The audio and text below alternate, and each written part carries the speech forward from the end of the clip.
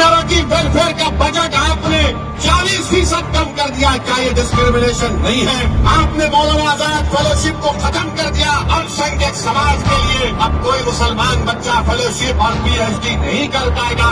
क्या ये डिस्क्रिमिनेशन नहीं है? प्रधानमंत्री, डिस्क्रिमिनेशन यही भी है कि आपके 306 एमपी में एक मुसलमान एमपी नहीं। डिस्क्रिमिनेशन ये भी है कि आपके पास एक मुस्लिम मिनिस्टर नहीं। वजीर आजम के आपका दिल्ली का एमपी ने नहीं कहा कि मुसलमानों से कोई खरीदो फरोख्त मत करो। क्या ये डिस्क्रिमिनेशन नहीं है? बताओ प्रधानमंत्री, फिर आपने क्यों कहा ये?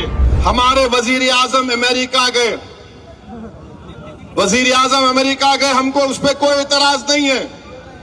हम भी चाहते हैं कि भारत, इंडिया और यूएसए के ताल्लुकात और अच्छे हों। अब तो हम स्ट्रेटेजिक पार्टनर हैं। अब तो हम एग्रीमेंट्स में शेयर्ड वैल्यूज का जिक्र करते हैं।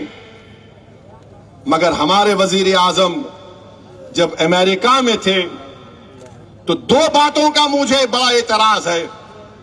उमूमन अगर कोई मुल्क का वजीर आजम फॉरेन टूर पर जाता है, उस पर तबसरा करना ठीक नहीं है। मगर वजीर आजम प्रधानमंत्री मोदी, मैं मजबूर हूं आपकी बात को यहां पर रखने के लिए।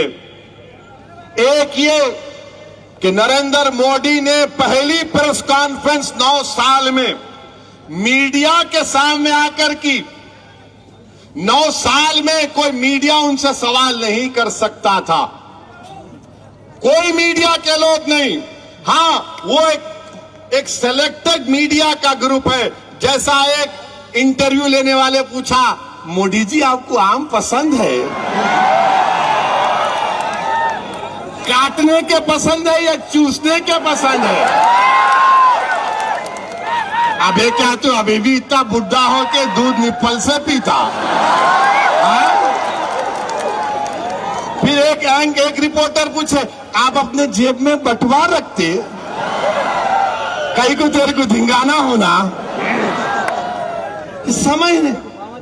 मगर वहां की एक रिपोर्टर ने, वॉल स्ट्रीट जर्नल के एक रिपोर्टर ने भारत के वजीर आजम से जो सवाल किया, देश के प्रधानमंत्री, मुझे बड़ी तकलीफ हुई, बड़ी पीड़ा हुई कि इस तरह से आपसे सवाल किया गया कि आप 9 साल से भारत के वजीर आजम प्रधानमंत्री हैं, 300 एमपी आपके पास हैं, और आपसे सवाल करने वाला ये सवाल करता है कि क्या आप भारत के मुसलमानों के लिए उनकी तकलीफ को दूर करने के लिए आप क्या काम करेंगे, और फ्रीडम ऑफ एक्सप्रेशन के लिए आप क्या करेंगे? देश के प्रधानमंत्री, मैं खुश होता अगर आपसे सवाल होता कि आप उस देश से आते हैं जहां पर 50% आबादी भारत की 28 साल के नौजवानों पर मुश्तमिल है। मैं खुश होता इस बात से कि अगर रिपोर्टर आपसे सवाल करती कि बताइए मेक इन इंडिया में आपने क्या क्या बनाया। मैं खुश होता अगर रिपोर्टर आपसे पूछती कि क्या आपने 5 ट्रिलियन इकोनॉमी के उस टारगेट को हासिल कर लिया। मैं खुश होता अगर उस फॉरेन रिपोर्टर आपसे बोलती कि भारत में इन्फ्लेशन कम करने के लिए आपने क्या किया। मैं खुश होता अगर रिपोर्टर आपसे पूछती कि पूरी दुनिया में सबसे ज्यादा बेरोजगार अगर नौजवान है तो भारत में उसकी बेरोजगारी के लिए आप क्या किए। मगर उस रिपोर्टर ने 9 साल के वजीर आजम, 300 एमपी रखने वाले वजीर आजम से पूछा, मुसलमानों की तकलीफ को दूर करने के लिए आप क्या कर रहे हैं, फ्रीडम ऑफ एक्सप्रेशन के लिए क्या कर रहे हैं।